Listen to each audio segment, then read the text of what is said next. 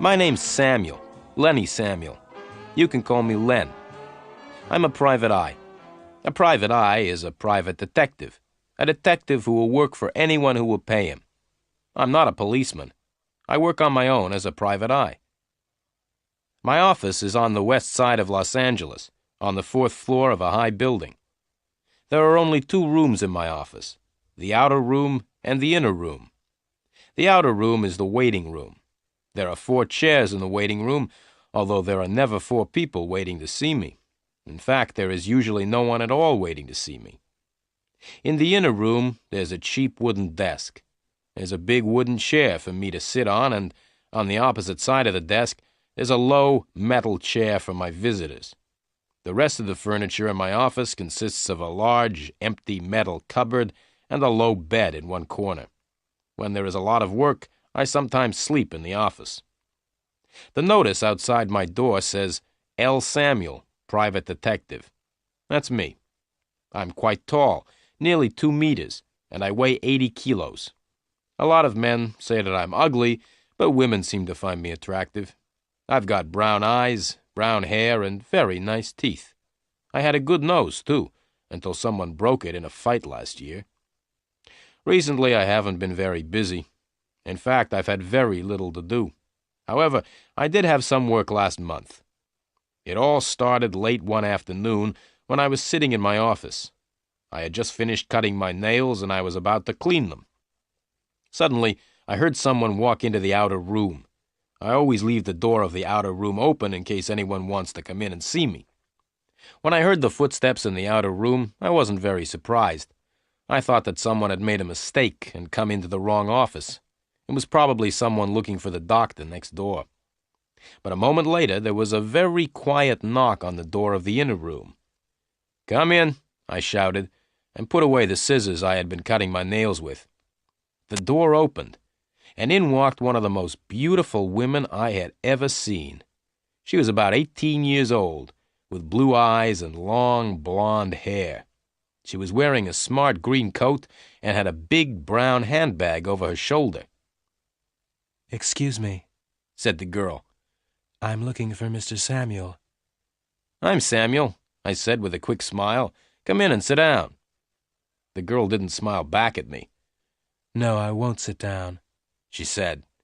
"Well, if you won't sit down, at least come in and close the door," I replied. The girl came in, walked over, and put her handbag on my desk. "Now," I said, "what can I do for you?" "I need help," said the girl slowly, "but I don't know if you will be able to help me. Are you a real private detective?" "Of course I am," I replied angrily. "Didn't you see the notice on the office door? It says L. Samuel, Private Detective.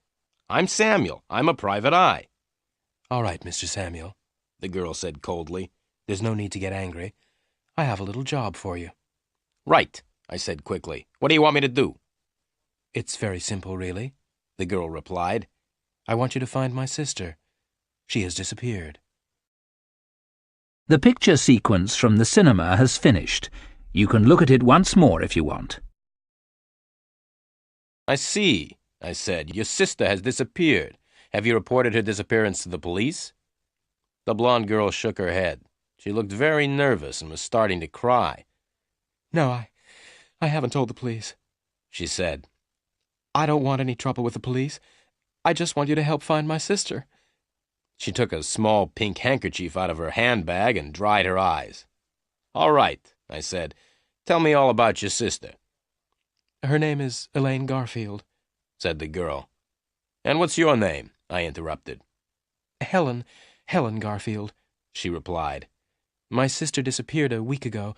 We had arranged to have dinner together last Monday night, but she didn't come." "Perhaps your sister didn't come because she doesn't like the food you cook," I suggested. "Don't try to be funny. I flew all the way from New York to see her last Monday," she said angrily. "Oh, so you don't live in Los Angeles then?" I said. "No," she replied quickly. "I live in New York. I flew right across America to see my sister, but when I got here, I discovered that she had disappeared." "How do you know she has disappeared?" I asked. "Perhaps your sister just forgot about the dinner." The blonde girl took a deep breath. "Look," she said, "let me finish my story. If you don't stop asking questions, I'll find myself another detective. Right, I said. I'm listening. I waited for my sister last Monday evening in my hotel, said the girl. But she didn't come. I telephoned her, but there was no answer. So the next morning I went to the office where she worked. At her office, they said that she had been to work the day before, on the Monday. They also told me that she'd left suddenly, in the middle of the afternoon, without telling anyone. After that, I went round to her flat, but there was no one there. The girl stopped for a minute, and then continued. Mr. Samuel, she said, I'm very worried about my sister. It's not usual for her to disappear suddenly like this. I'm sure that she's in danger, and I want you to find her. All right, I said. It may be easy or it may be difficult, but I'll find her. But first, tell me why you've waited 3 days before coming to me. That's none of your business, the girl said. Okay, I replied. Your sister's name is Elaine Garfield. What does she look like? Oh, that's easy, Helen Garfield replied. She looks like me. We're twins. Now, Mr. Samuel, how much money do you charge? $50 a day, I said. Very well, Mr. Samuel, said the girl, but $50 a day is a lot of money. I hope that you will work hard for it. Oh, yes, I replied with a smile. I'll work very hard. Now give me the address of your sister's flat and the name of the office where she works. I'll start work at once. The blonde girl wrote the addresses on a piece of paper and gave me the paper. One more thing, I said. Can you give me your address, too? That won't be necessary, she replied as she picked up her handbag. I'll come and see you again tomorrow afternoon at 5 o'clock. Goodbye, Mr. Samuel. Without waiting for an answer, the girl turned around and walked out of the office. As I watched her walk out of my office, I smiled to myself. This is better than cleaning my nails, I thought. Then I began my work. The picture sequence from the cinema has finished. You can look at it once more if you want. After the blonde girl had left my office, I looked at the 2 addresses which she had written on the piece of paper. The first was Elaine Garfield, apartment 716, Manson Building, Sunset Place. The second address was Meyer & Meyer, attorneys, Title Insurance Building. Putting the paper in my pocket, I got up and walked towards the door. Then I stopped and went back to my desk. I opened the top left-hand drawer and took out my gun, a .38 Smith & Wesson. Then I put the gun back in the drawer. I decided that it was safer to leave it behind. It's easy to get shot if you're carrying a gun. I ran down the stairs, all 4 floors, and out into the street. My old gray Chrysler was outside, so I jumped in and drove off fast, towards Sunset Place. The Manson Building was a tall, ugly block of apartments. I parked the Chrysler outside and walked towards the big glass front doors. "Hey, mister," a voice said. I continued walking. "Hey, mister," said the voice again. "You can't leave your car there." I stopped and turned around. A man in a gray uniform was standing by the Chrysler.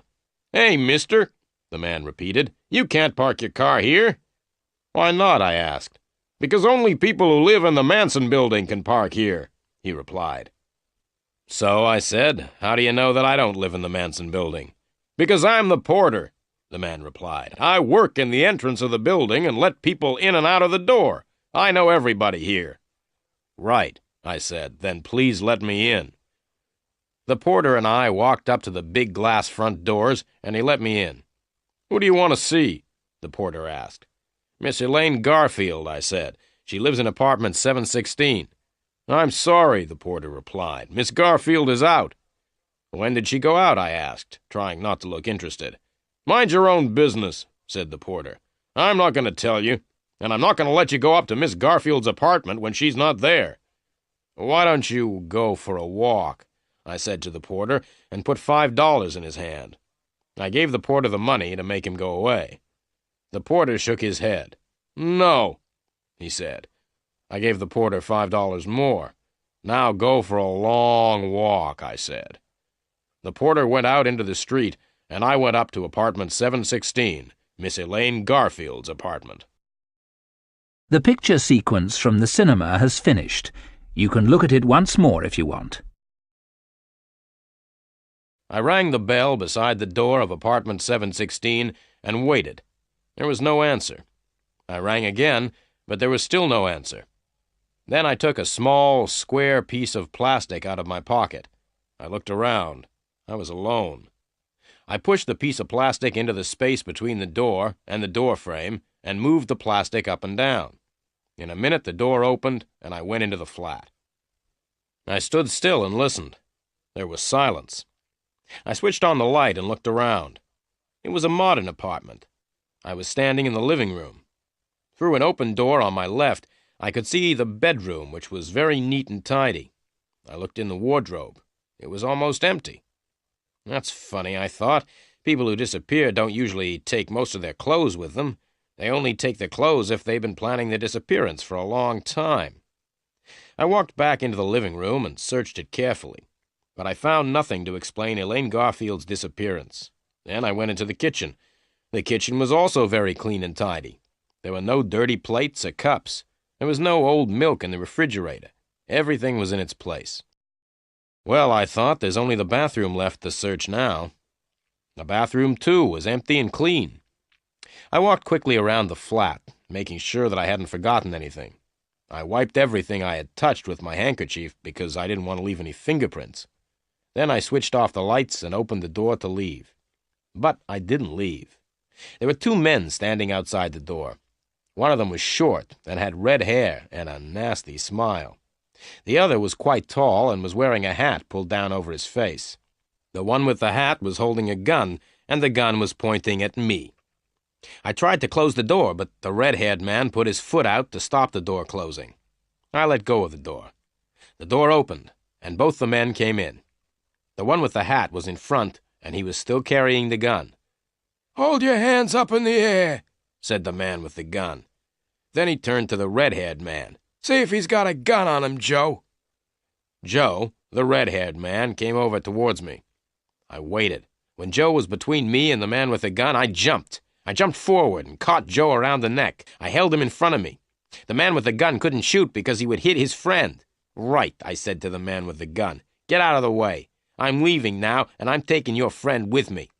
Holding Joe in front of me, I walked slowly towards the man with the gun. Then something went wrong with my plan. The man with the gun started to laugh. He put the gun back in his pocket and stood laughing. "Why are you laughing?" I asked. "I'm laughing because you're so stupid," the man with the gun said, and walked up to me.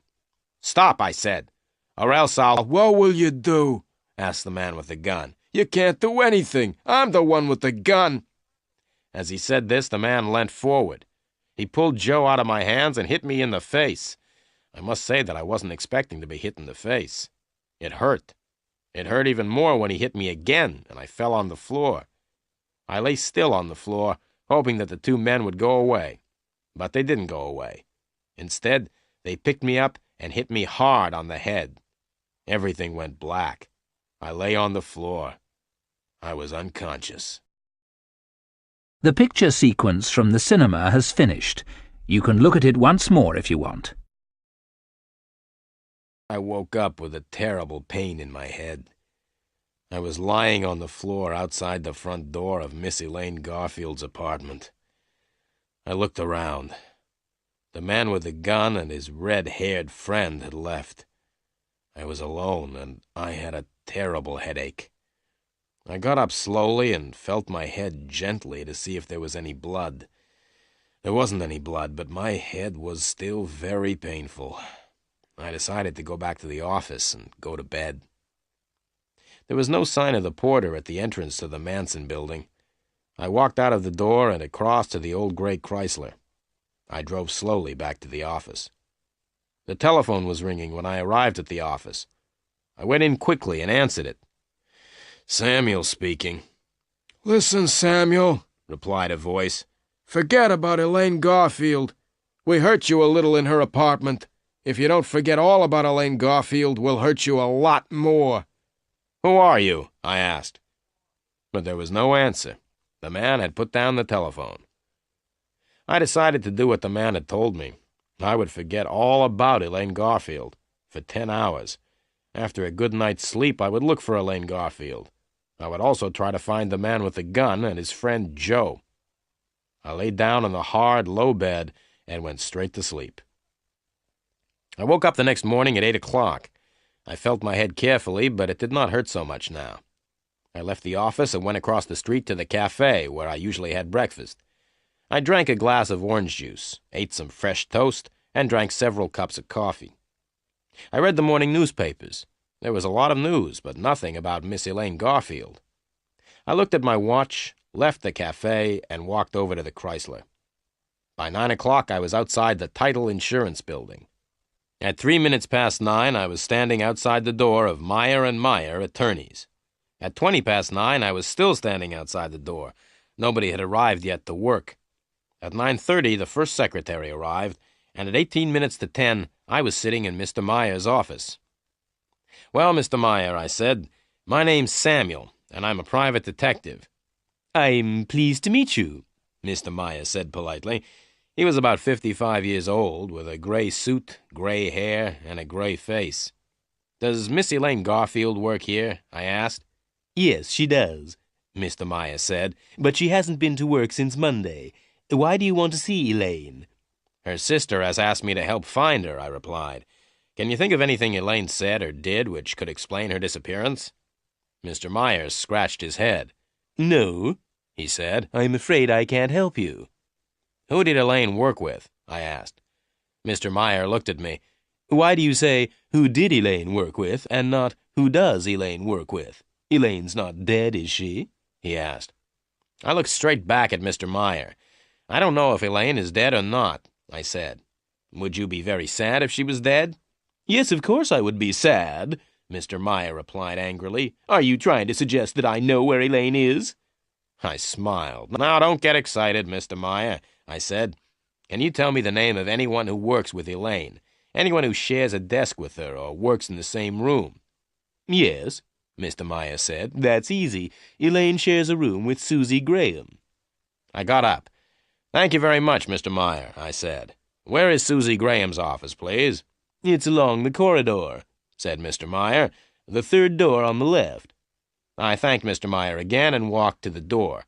"Oh, Mr. Samuel," Mr. Meyer said, "I'm sorry that I got angry, but you understand that I don't want—" "Yes, I understand," I interrupted. "You don't want dirty private detectives in your nice, clean office." I walked out of Mr. Meyer's office and banged the door behind me. I walked slowly down the corridor and knocked on the third door on the left. "Come in," said a voice. So I went into the room. "Are you Susie Graham?" I asked. "Yes," said the girl sitting at the desk. "I'm Susie." I smiled at her. Susie was the kind of girl everyone smiled at. She was small and slim and had a pair of beautiful brown eyes. "What can I do to help you?" Susie asked. I smiled again. "I'd like to ask you some questions, Miss Graham." "Don't call me Miss Graham," the girl said. "You can call me Susie." "Well, Susie," I said, "I would like to ask you some questions about a friend of yours. Her name is Elaine Garfield." Susie stopped smiling. "Yes, all right," she said, "but I don't want to talk about Elaine here in the office."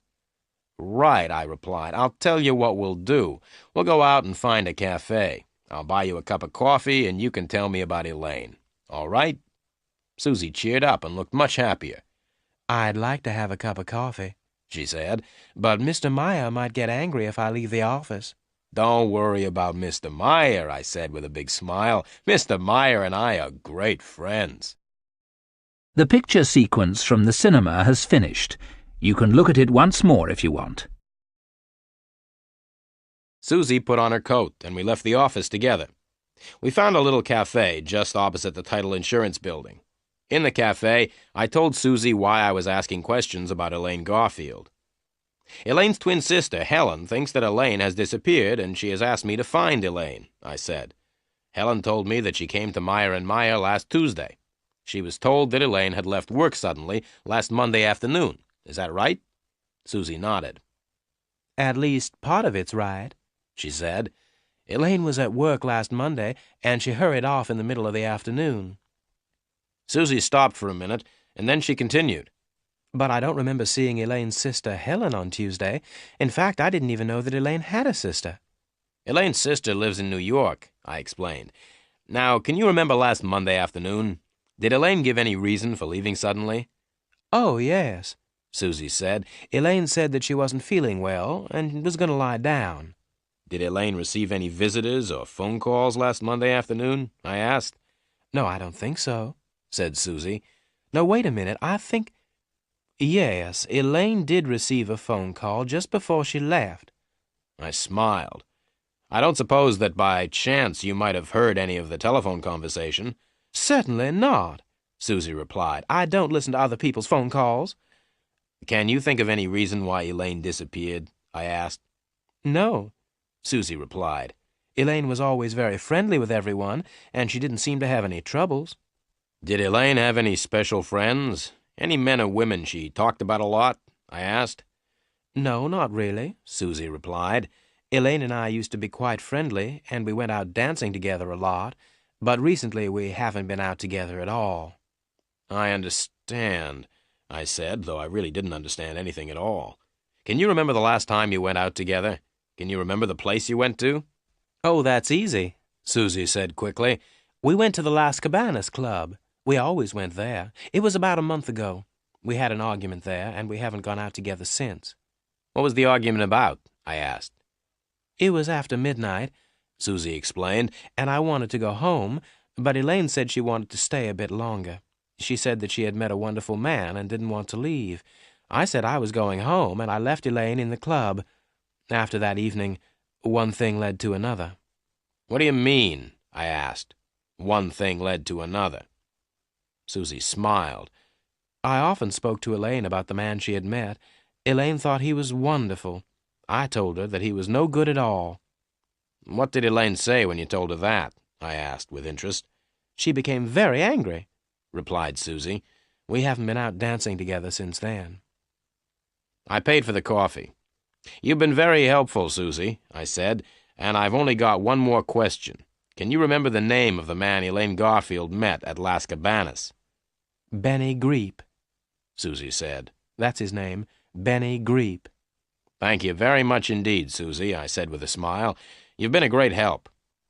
Not at all, Susie said, and looked at me with her beautiful big brown eyes. If there's anything else I can do for you, just ask. I looked straight into her eyes. What are you doing tonight? I asked. I'll be at home watching television, Susie replied. My boyfriend's a boxer, and he's fighting in a match on television tonight.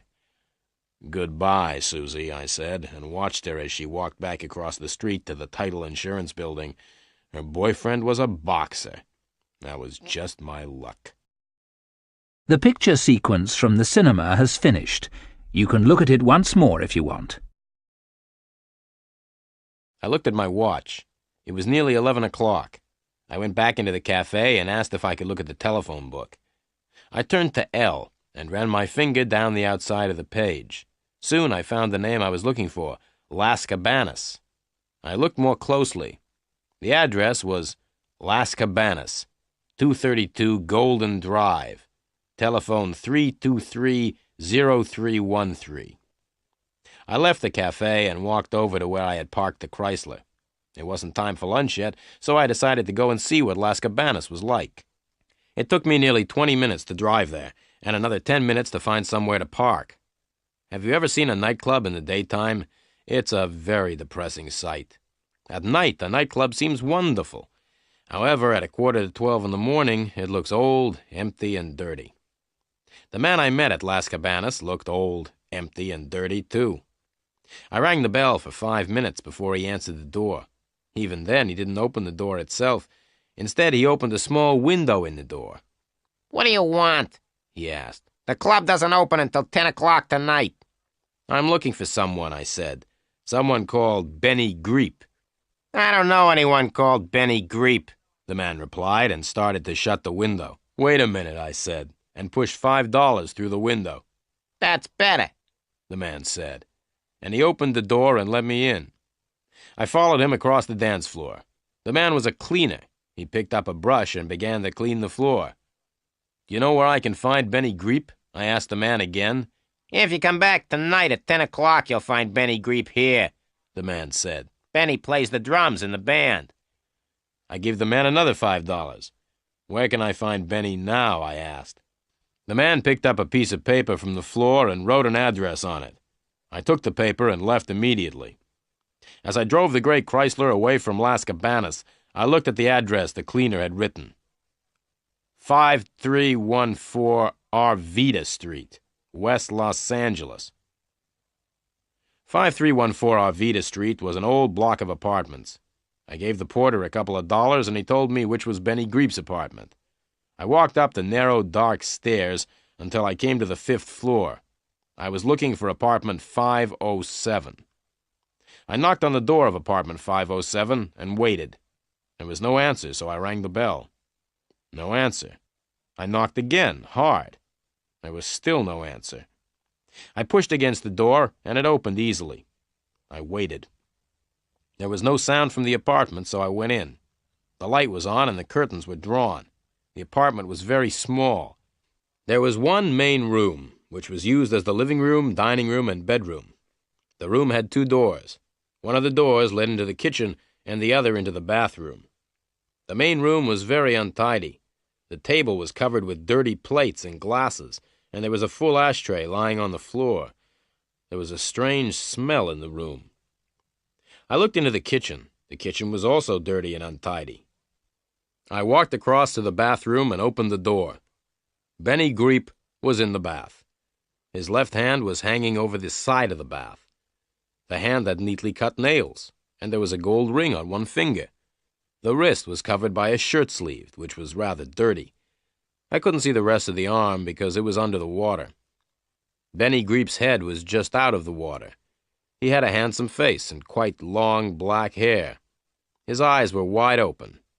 The only other parts of his body out of the water were his feet, but I couldn't see his toes because he still had his shoes and socks on.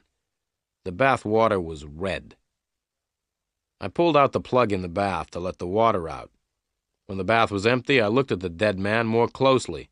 He had been dead for several hours. He had been shot in the chest and then pushed into the bath. I looked on the floor by the bath. There was blood there, too, and I was standing in it. I moved back and cleaned the blood off my shoes with some water. Then I quickly looked round the main room again. The dead man's coat was lying on a chair, and I felt in the pockets. I found a few dollars and a driving license. The driving license had a photograph of the dead man on it. The license belonged to Benny Greep, and the address in the license was 5314 Arvida Street, West Los Angeles. The dead man in the bath was definitely Benny Greep. The picture sequence from the cinema has finished. You can look at it once more if you want. I moved around the room and carefully cleaned everything I had touched. I didn't want to leave any fingerprints. There was nothing in the room to connect Benny Greep with Elaine Garfield. I picked up the telephone and asked for the police. I'm speaking from apartment 507, 5314 Arvida Street, I said.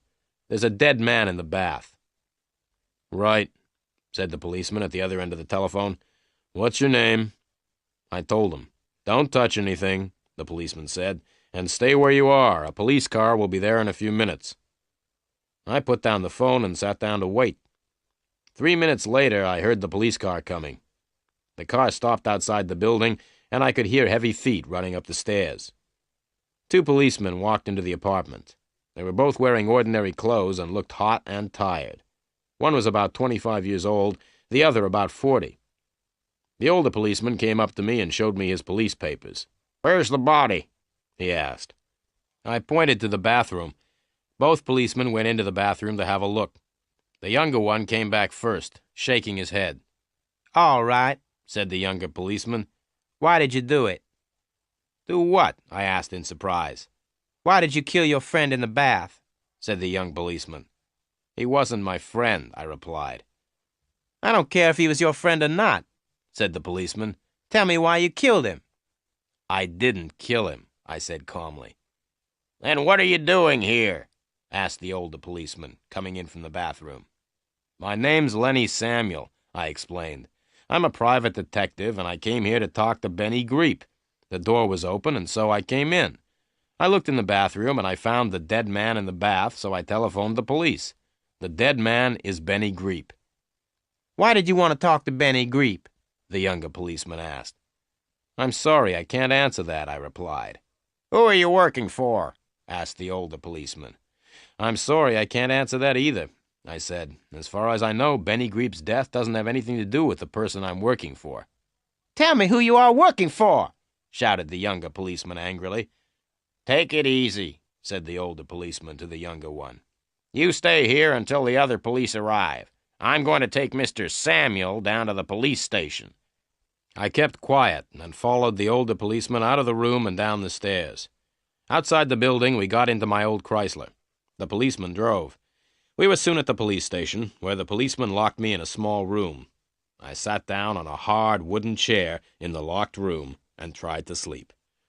It was no use getting angry or upset at being arrested for murder.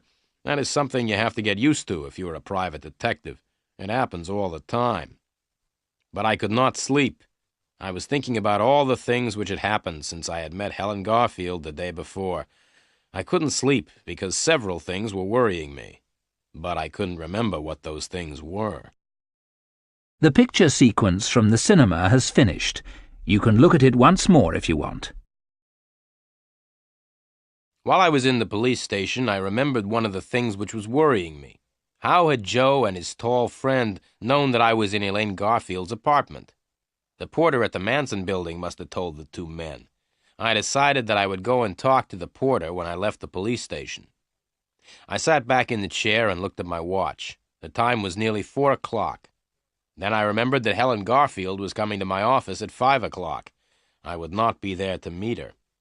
But there was something else that was worrying me. It wasn't anything important. It was quite a small thing, but I couldn't remember what it was. Suddenly the door opened and a policeman came in. "Stand up," shouted the policeman. "Follow me." I stood up and followed the policeman out of the room and along a corridor. The policeman stopped, knocked on a door, and opened it. "Are you ready to see the private detective?" asked the policeman as he put his head around the door. Without waiting for an answer, the policeman opened the door wide and pushed me into the room. The policeman came into the room and closed the door behind him. In the room, there was a man sitting behind a desk. He was completely bald. He had no hair at all. He was about 55 years old, and his name was Sergeant Murphy. Sergeant Murphy had spent all his life in the police, and he didn't like private detectives. Sergeant Murphy sat looking at me. He looked at me for about 5 minutes without saying anything. I was standing in front of his desk, looking straight back at him. The silence didn't worry me. In fact, I quite liked it. The silence was much nicer than questions about what I'd been doing in Benny Greep's apartment. "What were you doing in Benny Greep's apartment?" asked Sergeant Murphy suddenly. "I wanted to talk to him," I replied. "Why did you kill Benny Greep?" shouted Sergeant Murphy suddenly. "I didn't kill him," I replied, and I told Sergeant Murphy the same story that I had told the policeman in Benny Greep's apartment. "I don't believe a word of what you've told me," said the sergeant. "Who are you working for?" "I'm sorry," I replied. "I can't tell you who I'm working for. As far as I know, Benny Greep's death has nothing to do with me or with the person I'm working for." I stopped and looked at the sergeant. I knew that what I had just said wasn't true. In fact, I thought Benny Greep's death was connected with Elaine Garfield's disappearance, but I couldn't tell the police. Helen Garfield had said that she didn't want the police to know about her sister's disappearance. Sergeant Murphy looked me straight in the eyes. "I hate all private detectives," he said slowly. "And you are the private detective that I hate the most. I don't think you're telling me the truth. I think you're hiding things from me. I think you know more about Benny Greep's death than you say you do. And you are going to tell me all you know. Now!" "I've already told you all I know," I replied quietly. Sergeant Murphy's face went red. The red color went up until it covered all of his bald head. "Don't try to play games with me!" he shouted. "Now get out!" "Can I go home now?" I asked. "No," said Sergeant Murphy. The sergeant told the policeman at the door to take me back to the small room and lock me up again. I went with the policeman and didn't argue. I don't like arguing with policemen. When I was alone in the room again, I sat down. I tried to remember the other thing that had been worrying me earlier. Someone had said something important, but I could not remember what it was. The picture sequence from the cinema has finished. You can look at it once more if you want. I looked at my watch. It was 5:30. I was still at the police station. I'd seen Sergeant Murphy once more during the afternoon. It hadn't been a pleasant meeting. I hadn't told the sergeant who I was working for, and I hadn't told him why I'd wanted to talk to Benny Greep. 5:30. I wondered if Helen Garfield was waiting for me at my office. Suddenly, the door of the room opened, and Sergeant Murphy came in. "Get out," he said. "I've decided to let you go. Now go before I change my mind." I went before Sergeant Murphy changed his mind. As I got my car out of the police garage, I wondered why Sergeant Murphy had let me go. As I drove away from the police station, I noticed a small yellow car behind me.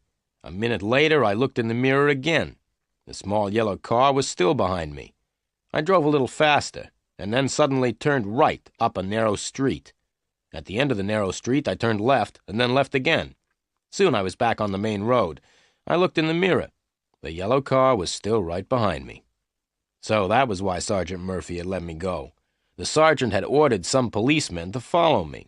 They were going to watch what I did and who I met. I drove straight back to the office. As I parked the car outside, I noticed the yellow car had stopped across the road. I ran up the stairs and into my office. The door to the outer room was open, as usual, but the room was empty. Helen Garfield wasn't there. But there was a letter on the table, on top of the magazines. I picked the letter up and read it. "Dear Mr. Samuel, I came here at 5 o'clock and waited, but you didn't come. I must see you urgently. Meet me at Las Cabanas at 11:30 tonight. Helen Garfield." I put the letter in my pocket and looked at my watch. It was just after 6 o'clock. I had 5.5 hours before the meeting with Helen Garfield. There was plenty of time to go to the Manson building and talk to the porter. I got into the Chrysler and drove off towards the Manson building. The small yellow car was still following me. As I drove, I thought about Helen Garfield's letter. Why does she want to meet me at Las Cabanas, I asked myself. In fact, how does she know about Las Cabanas at all? She says that she lives in New York. I would have to ask Miss Helen Garfield a few questions the next time I saw her. But the most important thing now was to get away from the yellow car, which was still following me. I was going to the building where Elaine Garfield lived, and I didn't want the police to know. There were 2 men in the yellow car. I turned right, and the yellow car followed. I stopped, and the yellow car stopped. I turned the Chrysler around, and the yellow car turned around. I tried to drive faster than the yellow car, but the Chrysler was too old and too slow. I slowed down and waited until I was near the next traffic lights. Then, just as the lights were changing from green to red, I drove across them. The yellow car was too late. The lights were now red. But that didn't stop the car. It drove straight past the red light. Then, as I looked angrily in my mirror, something happened which made me laugh. A policeman on a motorbike drove after the yellow car. The policeman made the driver stop because he had driven past the red light. I drove away as fast as possible. In my mirror, I could see the driver inside the car arguing with the policeman on the motorbike. It was the funniest sight I had seen for a long time. I drove on towards the Manson building, happy to have escaped. I may even have sung a little because I was feeling so good. The picture sequence from the cinema has finished. You can look at it once more if you want. As I was driving happily towards the Manson building, I had a surprise. I looked in the mirror. The yellow car was coming up fast behind me. I drove as fast as I could, but the yellow car got closer and closer. Just then, a dog ran across the road in front of the Chrysler.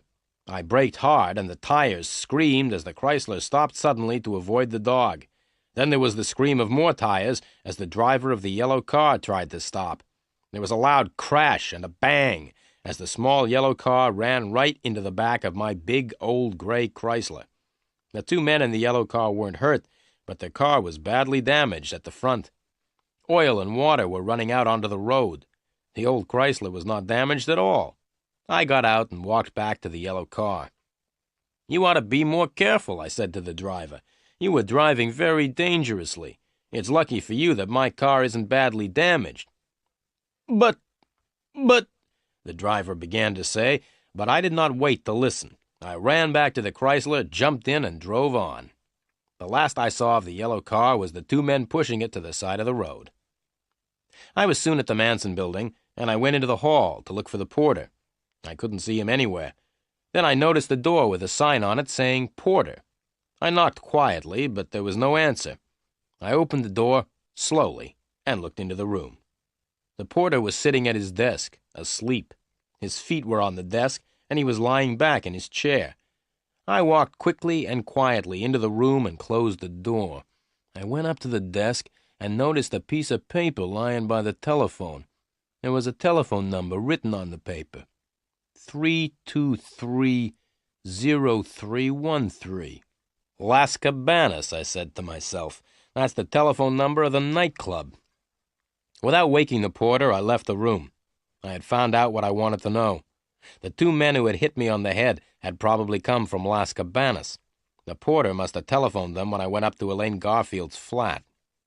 I was now very interested in Las Cabanas. Elaine Garfield used to go dancing there with Susie. Benny Greep worked there before he was killed. Helen Garfield wanted to meet me there at 11:30, and now the porter and the two men who had hit me on the head were connected with Las Cabanas. I went home, washed, changed, and had a meal. At 11 o'clock, I went out again. I was going to Las Cabanas. There were lots of cars parked outside, and I had to leave the Chrysler quite a long way away from the nightclub. As I walked up to the entrance of Las Cabanas, it started to rain heavily. I knocked on the door, and the little window in the door opened. A face looked at me for a minute. Then the door opened, and I went in. The club no longer looked empty and dirty. Soft lights and sweet music had changed the appearance of the club completely. I stood and looked around. There was a small dance floor on which a few people were dancing. The band was small and not very good. There was a new drummer instead of Benny Greep. Around the dance floor, several groups of people were sitting round low tables. To the right of the dance floor, there were more tables where people were eating. There were two doors behind the tables, which led into the kitchen. I sat down at a table by the dance floor, in the darkest part of the room, and waited.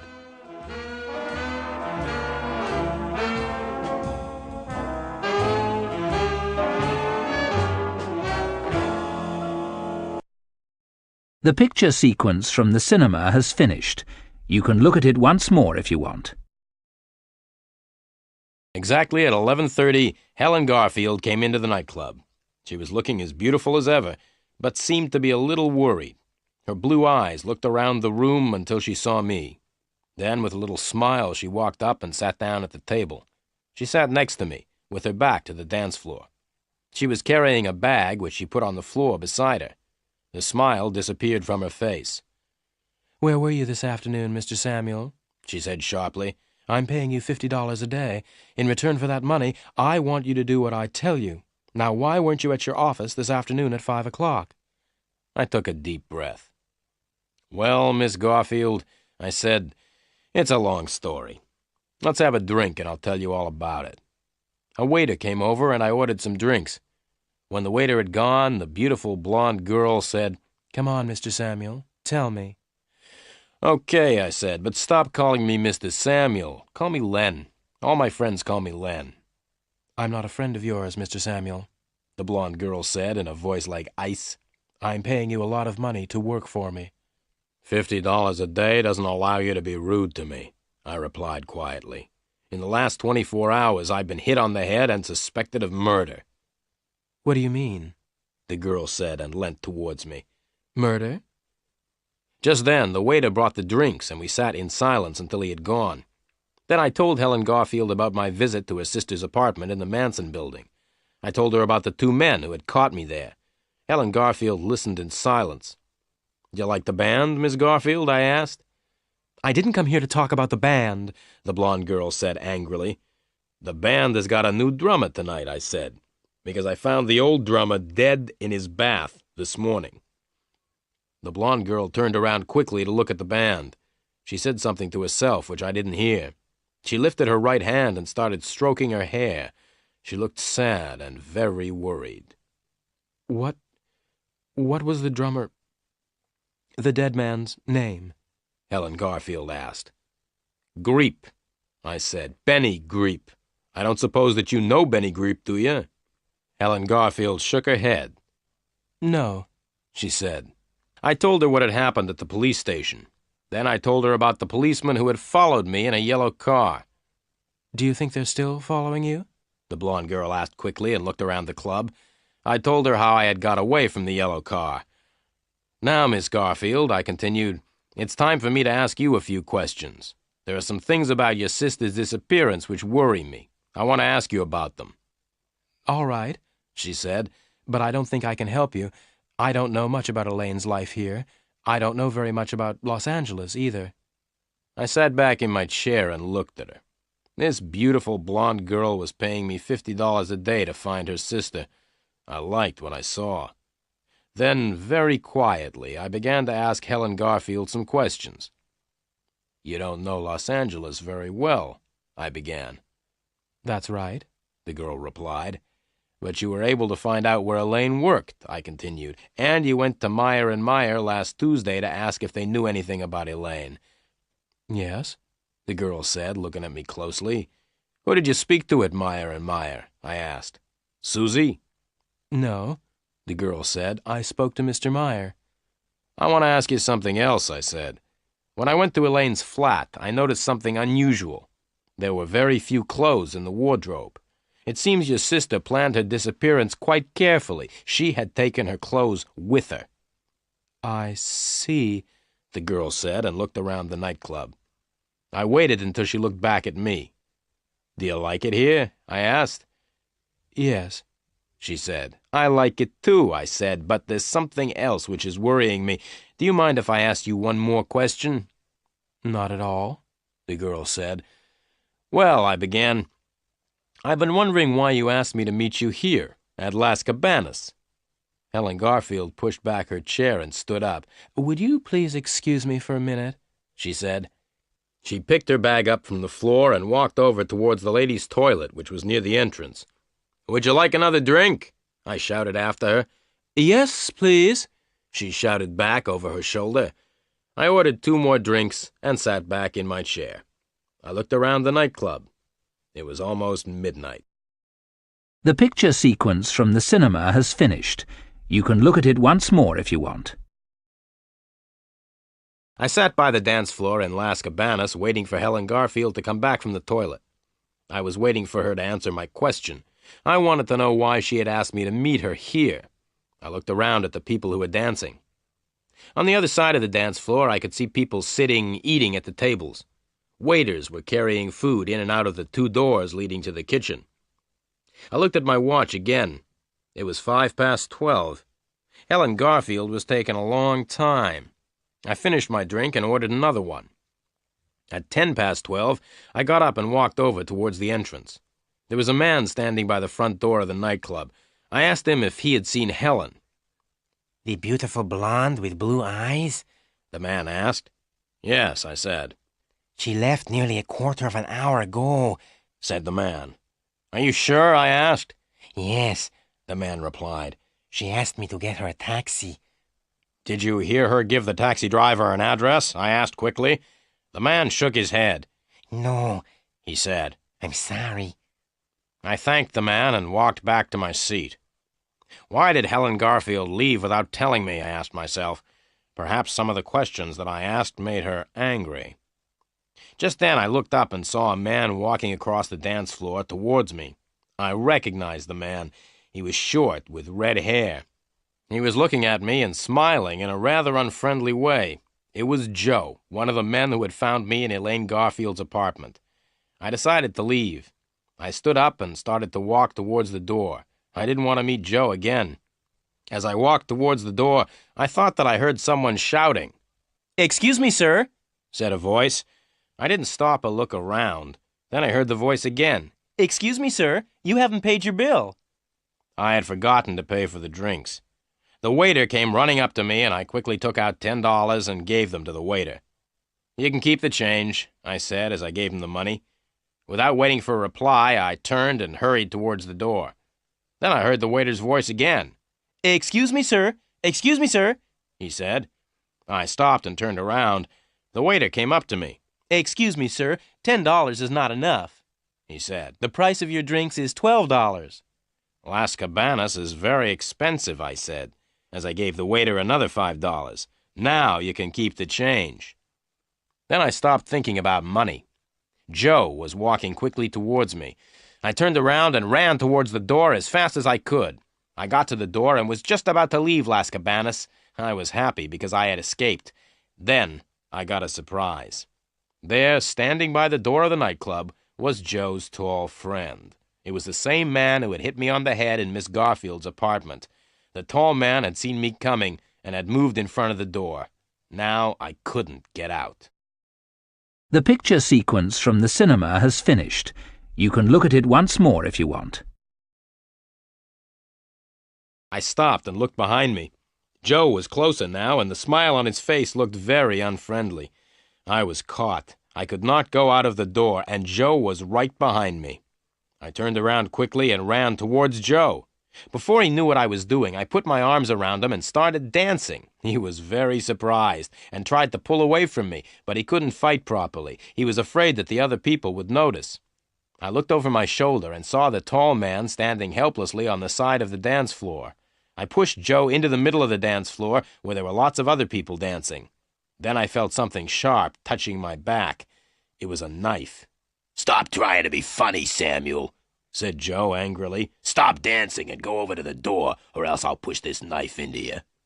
We were right in the middle of the dance floor and a long way from the tall man.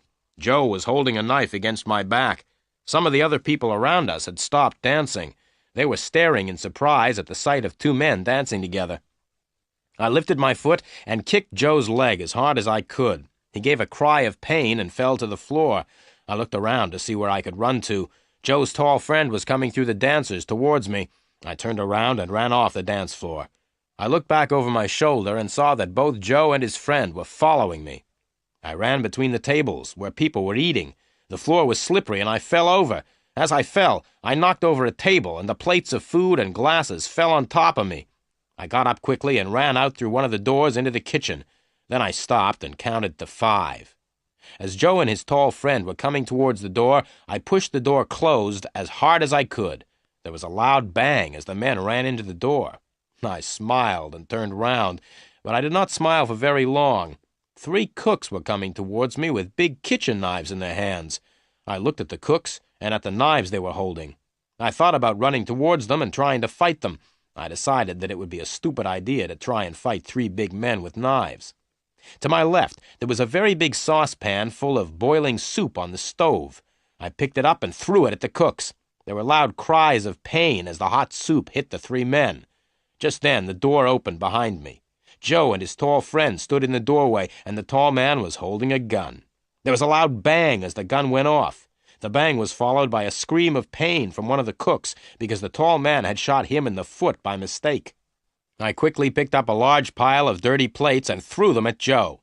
He saw the plates coming, and he tried to move away. As he moved, he slipped on the floor and fell onto a pile of broken plates. Without waiting, I ran to a door at the back of the kitchen. The door was locked, and I banged against the door with my shoulder.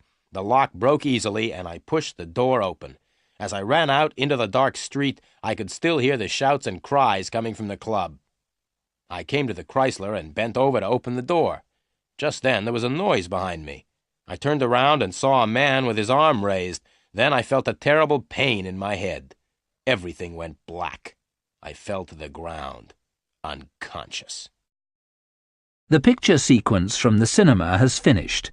You can look at it once more if you want. "Feeling better now?" asked a voice. I opened my eyes and looked around me. I didn't know where I was. I was lying on something hard, and there was a bright light on my eyes. "Where am I?" I asked. Then I realized where I was. I recognized the gray walls, the hard furniture, and the bright electric lights. I was in the police station again. "Feeling better now?" the voice repeated. I looked at the policeman who was talking to me. "Yes," I said, very slowly, "but my head feels as if it is breaking in half." "You're lucky to be alive," said the policeman. "A police car found you lying in the middle of the road on Golden Drive. You would have been hit by passing cars and probably killed if the police car hadn't found you." I thought for a moment. I wasn't sure how much the police knew. I didn't want to tell the police anything they did not already know. Yes, I was lucky, I said. By the way, what was a police car doing on Golden Drive? Oh, said the policeman, there was a big fight at a nightclub called Las Cabanas. We had a telephone call to say that there was a madman in the club. The madman was breaking up all the furniture. A police car was sent to the nightclub, but the madman escaped before the police arrived. The police car was returning when it found you lying in the middle of the road. You were very lucky. The car nearly ran right over you. I smiled. I don't feel very lucky, I replied. In fact, I feel terrible. Never mind, said the policeman. Can you walk? I stood up and walked a few steps. My head hurt, but otherwise I felt all right. Yes, I said. I can walk. Good, the policeman said. Let's walk along the corridor, then, and have a talk with a friend of yours. We went along the corridor. The policeman stopped at a door and knocked. There was a shout from inside the room, and the policeman opened the door. I walked into the room, and the policeman followed. He shut the door and stood in front of it. There was only one desk in the room, and behind the desk was a man. He was bald. It was my old friend, Sergeant Murphy. "Hello, Sergeant Murphy," I said, trying to smile. "How are you feeling tonight?" Sergeant Murphy didn't smile back at me. Are you trying to be funny? He asked. It isn't night, it's morning. You've been unconscious all night. Oh, I said. Now, said Sergeant Murphy, let's begin. I want you to tell me why you were lying unconscious in the middle of Golden Drive at 12:30 last night. You were a danger to the traffic. I thought that the traffic was a danger to me, I replied, but the sergeant didn't even smile. I'm waiting for you to tell me what happened, said the sergeant. Nothing much happened, I began. I spent part of the evening at Las Cabanas and left just before midnight. I walked back to my car. Just as I was about to get into the car, someone hit me over the head. That's the last I remember. This policeman, and I pointed to the one standing by the door, told me that I had been found in the middle of the road. Someone must have put me there. Sergeant Murphy smiled. Yes, he said. Someone who wanted to kill you put you in the middle of the road. Someone was hoping that a car would hit you and kill you. I smiled back at the sergeant. Can you think of anyone who would want to kill you? The sergeant asked me. Oh, yes, I replied. Hundreds of people would like to kill me, including a few policemen. The picture sequence from the cinema has finished. You can look at it once more if you want. Did you leave Las Cabanas before midnight? Asked Sergeant Murphy. That's right, I replied. I left the nightclub just before 12. So you weren't at Las Cabanas when the big fight started just after 12? Asked the sergeant. Big fight, I said, trying to sound surprised. Don't sound so surprised, said Sergeant Murphy angrily. We received a telephone call from the owner of Las Cabanas. He said that just after midnight last night, a tall man with brown hair and brown eyes called Lenny Samuel attacked two of the people at the club. The owner of the club said that you then attacked and injured 3 cooks. Then you broke over 100 plates and a table and ruined food worth several $100s. I didn't say anything. I could not think of anything to say. Did you really do all that? Sergeant Murphy asked in a different voice. The sergeant sounded both surprised and pleased. Did you really do all that on your own, or did you have men to help you? I did it all on my own, I said, beginning to feel a little proud of myself. You know that you could go to prison for 6 months for what you did last night? The sergeant asked. He was laughing as he said it. I wasn't laughing. I couldn't see anything funny about 6 months in prison. Look, Sergeant Murphy said, I'm not stupid. I agreed with the sergeant that he was not stupid. I'm not stupid, Sergeant Murphy repeated, and I know why you were at Las Cabanas last night. Benny Greep used to work there, and you went to find out about his death. I agreed with the sergeant again. It seemed the best thing to do. Now, Sergeant Murphy said slowly, I'm interested in Las Cabanas. The club is owned by people who are criminals, but we can't prove that they have broken the law. I'm also interested in Benny Greep's murder. Now, what I suggest is this. Tell me all you know about Las Cabanas and Benny Greep, and I will let you go. If you tell me all you know, you won't go to prison for the fight at the nightclub. But I want the truth, not the lies you told me yesterday." I took a deep breath and started to tell the sergeant what I knew. I told him about everything except Elaine Garfield. I wasn't sure how closely Elaine Garfield was connected with Benny Greep's death, so I told the sergeant that Helen Garfield from New York had asked me to find out about Las Cabanas. Sergeant Murphy asked me for Helen Garfield's address in New York, and I said I didn't know it. Then the sergeant asked me where Helen Garfield was staying in Los Angeles. I said I didn't know. I told Sergeant Murphy all that I knew about Benny Greep, except that the drummer had known Elaine Garfield. Then I asked him about the two men in the yellow car who had followed me. The sergeant smiled and said that the two men were policemen. Finally, I told him about the fight at Las Cabanas. Sergeant Murphy listened to everything. When I had finished my story, he looked at me in silence for a few moments. "Right, Samuel. I hope that you've told me the truth, and all the truth. If you've been telling me more lies, I'll make sure that you go to prison for 6 months because of the fight at Las Cabanas. Now you can go." I stood up. "Thank you," I said with a smile. "Sit down," he said, "and listen. You can go, but you must promise to tell me anything you find out about Las Cabanas and about Benny Greep." "I promise," I said quickly, and stood up. "Wait a minute," said Sergeant Murphy. "I've one more thing to tell you. I'm going to telephone the New York police. I'm going to ask them to find out all they can about Helen Garfield. If the police in New York discover that you've told me lies about Helen Garfield, you will be in very serious trouble." I told the sergeant not to worry and thanked him very much. I left the police station feeling very happy because Sergeant Murphy had let me go. I called a taxi and went out to Golden Drive to get the Chrysler. The picture sequence from the cinema has finished. You can look at it once more if you want. I drove the Chrysler back to the office and walked up the stairs. The office looked just the same. There were no letters for me. I went down to the cafe and had a late breakfast. As I drank my coffee, I thought about some of the things Helen Garfield had told me at Las Cabanas before the fight. I decided to check one of the things immediately and walked over to the telephone. I opened the telephone book and looked under M until I found the telephone number of Meyer and Meyer. I picked up the telephone and dialed the number. "Meyer and Meyer, good morning," said a voice which I recognized. "Can I help you?" "Hello, Susie," I said. "This is Len Samuel. Do you remember me?" "Of course I remember you," said Susie. "Did your boyfriend win his boxing match on television?" I asked. "No," Susie replied, "and anyway, he's not my boyfriend anymore." "Really?" I said happily, thinking that perhaps I could ask Susie to go for a drink with me.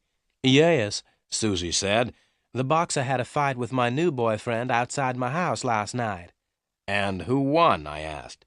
"My new boyfriend," replied Susie. "Oh," I said sadly, "and what does your new boyfriend do?"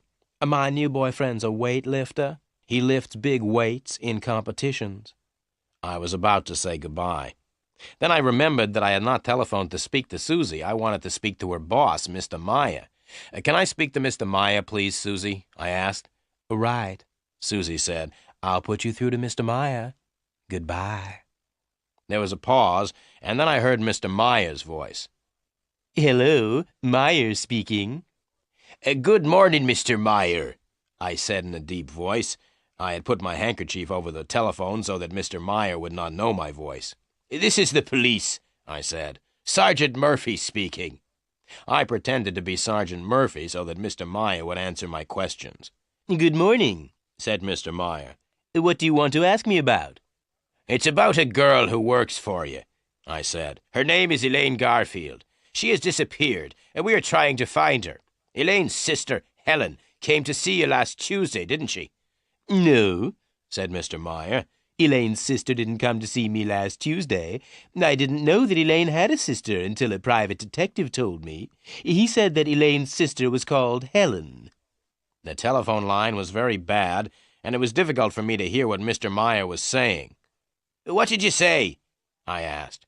"I said that Elaine's sister was called Helen," replied Mr. Meyer. The names are very similar, aren't they? Thank you very much, Mr. Meyer, I said, and put the telephone down. Mr. Meyer was right. The names Helen and Elaine were very similar. Elaine Garfield had disappeared, and so far I was the only person who had met Helen Garfield. I left the cafe and walked back up to my office.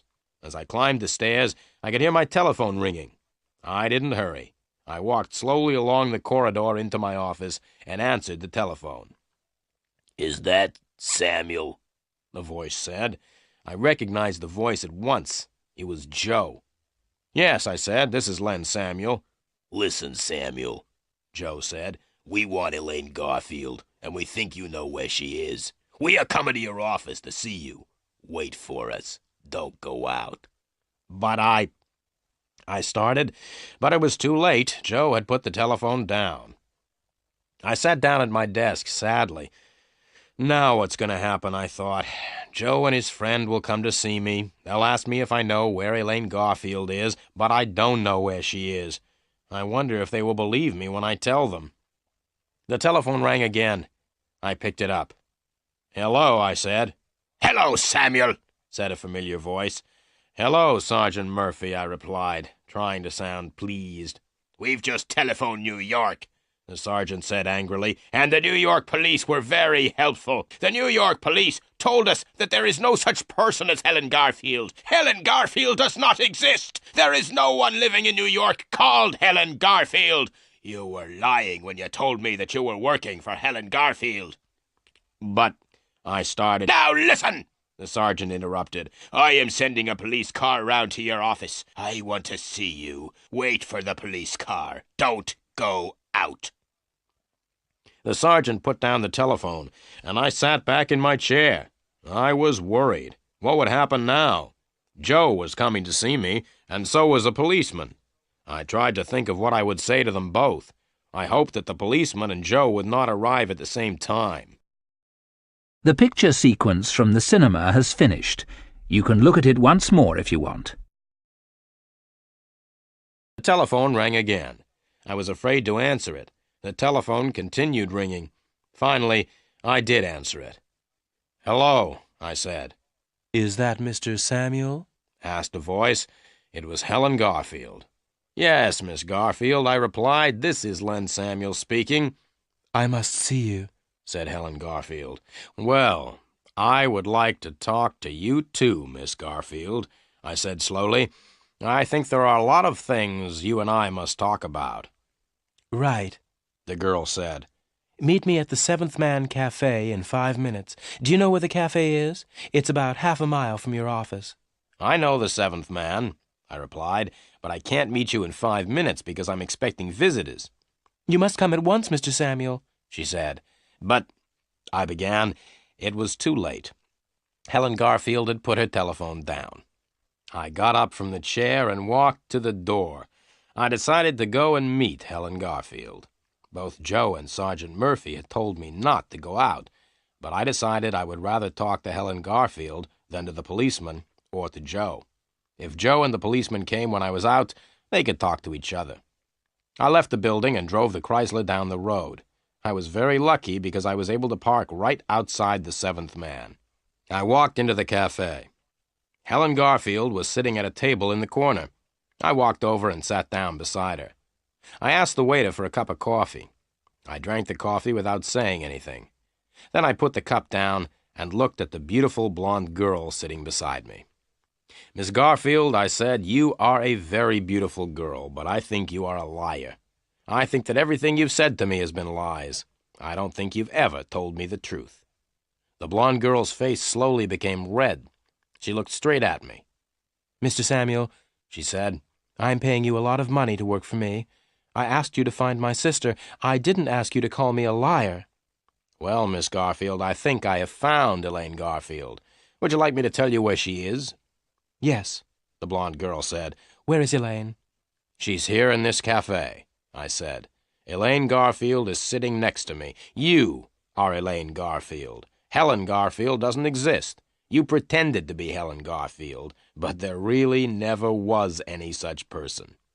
The police in New York say that Helen Garfield doesn't exist," I went on. Helen Garfield and Elaine Garfield are the same person. You are Elaine Garfield, and you pretended to be Helen." The blonde girl stood up angrily. "How much money do you want, Mr. Samuel? You are no longer working for me," she shouted. "Sit down," I said quietly. The blonde girl did not sit down, so I pulled her down beside me. "Now listen, Miss Garfield," I said firmly. "You are going to tell me all about yourself and why you came to see me. I want to know all about Benny Greep and Las Cabanas. I want to know why you disappeared." "I won't tell you anything," she said. "Oh, yes, you will tell me everything," I replied. "You'll tell me everything, or else I'll take you straight to the police. You see, the police are looking for me at this moment. The police think that I may have killed Benny Greep," I continued. "The police know that I had a fight at Las Cabanas last night. A red-haired man and his tall friend are also chasing me. They are the two men who started the fight at Las Cabanas. They will try to kill me if I don't tell them where you are. So you see, Miss Garfield, I think you had better tell me everything. I'm the only person who can help you." The blonde girl sat in silence for a minute. Then she began to cry. "All right," she said. "I'll tell you everything. I am Elaine Garfield." The picture sequence from the cinema has finished. You can look at... I looked at the blonde girl.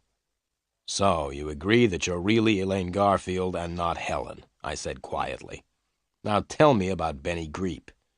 The girl took a deep breath. "Susie Graham and I used to go out dancing together a lot," said Elaine. "We often went to Las Cabanas. One night when we were there, I met a wonderful man called Benny. Benny was the drummer in the band. I liked him very much and went to the nightclub very often to see Benny. We became very good friends." The girl stopped again and took out her handkerchief. "Go on," I said quietly. "I used to go to Las Cabanas to see Benny nearly every night. But it was difficult for us to talk to each other," the girl continued. "Why was it difficult for you and Benny to talk to each other?" I asked. "Because Benny was the drummer in the band, of course," Elaine Garfield replied. "We couldn't talk to each other very much, because he was playing with the band most of the evening." "I understand," I said, and ordered 2 more coffees. "So I spent a lot of time in Las Cabanas watching Benny play the drums," the girl said. "and I also watched everything else which happened in the nightclub." "What did you see?" I asked. "I didn't notice anything unusual at first," the girl replied, "but after a few nights I noticed that the same people always came to the club at the same time." "Which people?" I asked. "There was a red-haired man, a tall man who never took off his hat, and 1 or 2 others," said Elaine Garfield. "Yes," I said, "I think I have met 2 of them. They were the men who hit me on the head in the Manson building." "Anyway," the girl continued, "one night I asked Benny why these men came to the club every night. Benny told me not to ask questions, so I watched the men more carefully afterwards and noticed that they always arrived with bags. But when the men left, they weren't carrying bags." "What did you do then?" I asked. "I asked Benny about the men again," she said. "Benny said that there were a lot of strange things happening at Las Cabanas and that it was dangerous to ask questions." The waiter brought the coffees, and Elaine waited until he had gone. "One night," she continued, "one of the men was sitting at the table next to me. He was talking to some other men, and he opened the bag that he was carrying. I was sitting quite close, and I could see into the bag. The bag was full of diamonds and jewelry." "Really?" I said, and drank my coffee. "I told Benny about the bag of jewelry later on in the evening," continued Elaine. "Benny was very excited at the news. He told me that he had known for a long time that criminals used Las Cabanas. They used the club as a place to buy and sell stolen things. Benny and I talked all evening about the bag of jewelry. Benny said that the jewelry was stolen. The men who were selling it were criminals, and they had stolen the jewelry. Well," Elaine continued, "Benny wanted to steal one of the bags. He said that the jewelry was stolen, so it didn't matter if we stole it from the criminals. I agreed to help him. We hoped to sell the bag and to use the money to go away together." "I see," I said. "And did you help Benny to steal the bag of jewelry?" "Yes. We waited for nearly a week," Elaine replied. "Then, last Sunday, I had a chance to steal the bag. It was at the end of the evening, and nearly everyone had left the club. I had found out where they hid the bag, and I was able to take it and give it to Benny. Benny had big bags in which he carried his drums. It was easy for him to hide the bag of jewelry in the drum bag. We left the club together, with the bag of jewelry. We decided to hide the jewelry in my apartment and then sell it later. The next day was Monday, Elaine continued, and I went to work. In the afternoon, I had a telephone call from Benny. Benny said that the red-haired man knew that the bag of jewelry had been stolen. He was very angry. Benny told me to stop work and go home. He told me to stay at home, to make sure that no one came to take the jewels. Benny was going to continue working at Las Cabanas. Then no one would think that he had stolen the jewels. And did you stay at home? I asked. Yes, I stayed at home for 3 days, Elaine replied. But I was afraid that the red-haired man would find out where I was living. Then he would come to get the bag of jewelry. So what did you do? I asked. That was easy, she said with a smile. I moved into a hotel in the center of the town and then came to see you.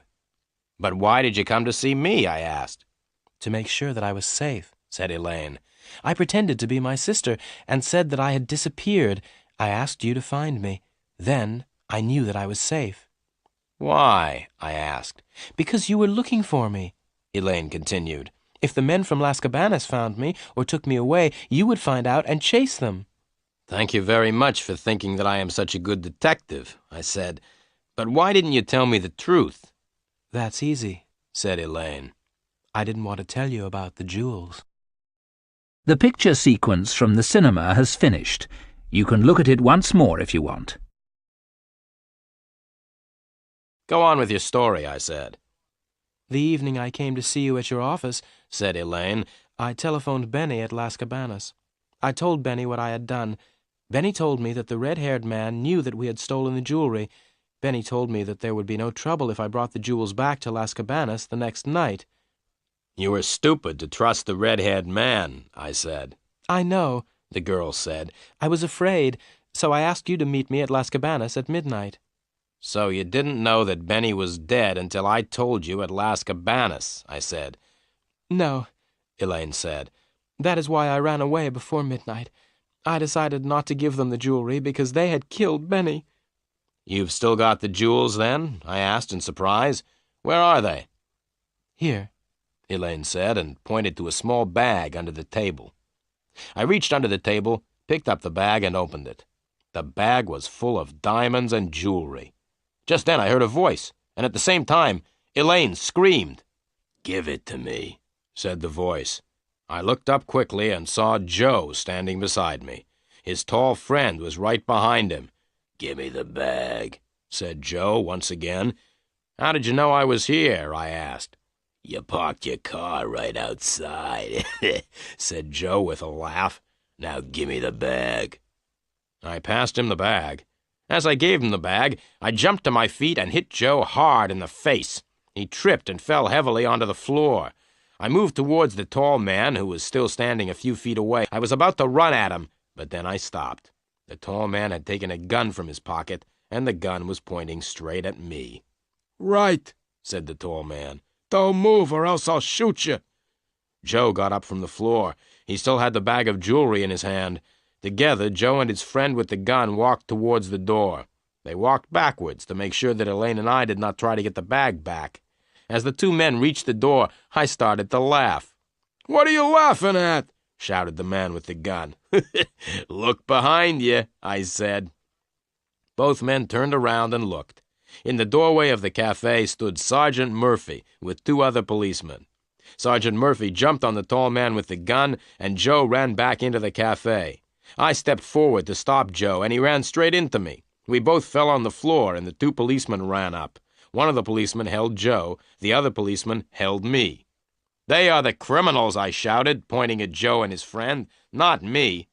"You are all coming down to the police station," Sergeant Murphy said, and looked over to Elaine Garfield. "You must come too." It took a long time to tell Sergeant Murphy the whole story. In the end, he believed what Elaine and I told him. The sergeant warned me not to tell him lies again, and agreed to let me go free. Elaine told Sergeant Murphy all she knew about Las Cabanas. The sergeant was very pleased to catch Joe and his friend with the jewels. Sergeant Murphy agreed to let Elaine go free because she helped catch the criminals. As we were leaving the police station, I asked Sergeant Murphy how he had found us in the Seventh Man Cafe. "It was very lucky, really," said the sergeant. "We went to your office to see you, but you weren't there. As we were leaving, we saw the red-haired man and his friend entering. We waited, and when they left, we followed them to the cafe." "Thank you very much, Sergeant," said Elaine. "and thank you very much, Mr. Samuel." "That's all right," I said. "You are paying me $50 a day." "I'm sorry, Mr. Samuel," Elaine said. "I'm afraid I can't pay you. Now that I've given the jewels to the police, I don't have any money." I smiled and got into the old gray Chrysler and drove back to the office. I didn't say goodbye. When I got back to the office, I sat down in my chair. It's not much fun being a private eye. You get hit on the head, nearly killed and chased by the police. And you don't always get paid.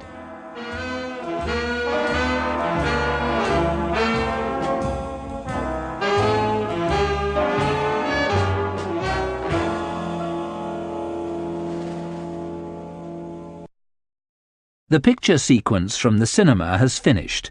You can look at it once more if you want.